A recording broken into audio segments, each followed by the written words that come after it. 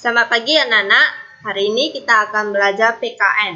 Nah, kita masuk ke tema 3. Ini buku tema 3 kita ya, yang berjudul Aneka Benda di Sekitarku. Nah, sudah ketemu? Sudah ya? Nah, kita masuk ke tema 3, subtema 1. Pada subtema 1 ini kita akan belajar tentang arti penting musyawarah. Nah, musyawarah itu merupakan salah satu cara untuk mencapai keputusan bersama. Kata lain dari musyawarah adalah perundingan. Pengertian musyawarah itu ada beberapa poin penting ya. Dalam musyawarah adalah sebagai berikut. Yang pertama, pengambilan keputusan harus berdasarkan kehendak anggota. Yang kedua, pendapat harus dikemukakan berdasarkan akal sehat dan hati nurani, serta mengutamakan persatuan dan kesatuan anggota. Yang ketiga, keputusan yang diambil harus dapat dipertanggungjawabkan dan menjunjung tinggi nilai kemanusiaan dan keadilan. Yang keempat, keputusan yang telah diambil harus dilaksanakan secara bertanggung jawab oleh semua anggota. Nah, ini beberapa manfaat melakukan musyawarah. Yang pertama, melatih mengemukakan pendapat. Yang kedua, masalah dapat segera terpecahkan. Yang ketiga, mengajarkan nilai keadilan dan kebersamaan. Yang keempat, dapat menyatukan perbedaan pendapat. Yang kelima, menghasilkan keputusan yang seadil-adilnya demi kepentingan bersama. Adapun contoh musyawarah itu dapat dilakukan di lingkungan keluarga, sekolah, maupun masyarakat. Nah, kita masuk ke lingkungan keluarganya dulu ya.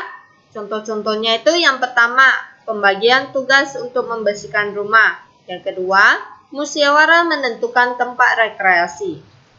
Nah, kemudian di lingkungan sekolah, contohnya yaitu yang pertama, menentukan jenis lomba 17 Agustus.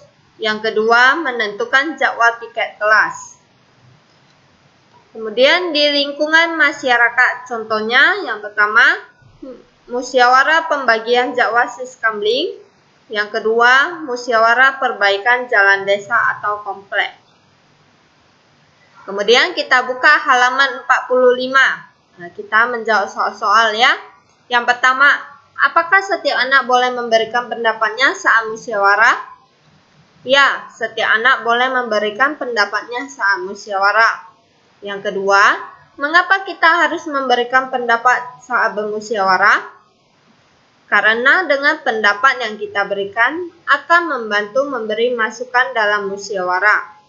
Yang ketiga, apa yang terjadi jika hanya satu atau dua orang yang memberikan pendapat? Jika hanya satu atau dua orang yang memberikan pendapat, maka hasil keputusan hanya bersumber dari kedua orang tersebut. Yang keempat, apakah kita boleh memaksakan pendapat saat bermusyawarah?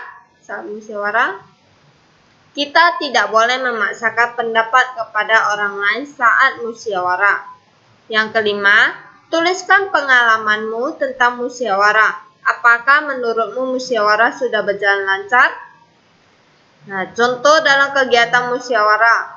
Pemilihan ketua kelas berjalan dengan lancar hingga keputusan bersama dapat dihasilkan. Nah, di sini kalian akan mengerjakan tugas kelima, yaitu kalian kerjakan MBP tema 3. MBP tema 3 ya, karena kita sudah masuk ke tema 3. Jadi kalian keluarkan MBP tema 3, subtema 1. Nah, level 1 halaman 3-5 bagian A. Nah, sudah dibuka yang halaman 3. Nah, sudah ketemu ya yang level 1 itu. Nah, kalian kerjakan level 1 dari halaman 3 sampai halaman 5 bagian A saja. Kalian hanya tulis jawabannya dengan tulisan tegak bersambung. Ya, dengan tulisan tegak bersambung. Itu saja yang mau saya sampaikan pada pagi hari ini ya. Sampai jumpa.